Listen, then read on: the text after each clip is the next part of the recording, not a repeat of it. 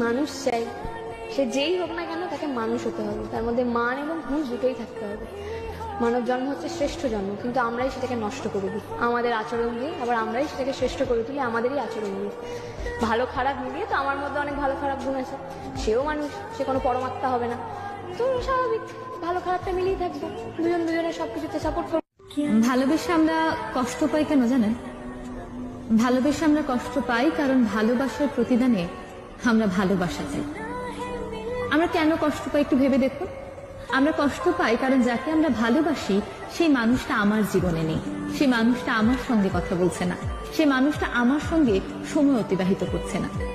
তার মানে আমি কিন্তু এখানে নিজের কথা ভাবছি, আমি তার কথা ভাবছি না। ভালোবাসা সেটাই যখন আমি চিন্তা করব যাকে আমি ভালোবাসি সে কিসে সুখে থাকে।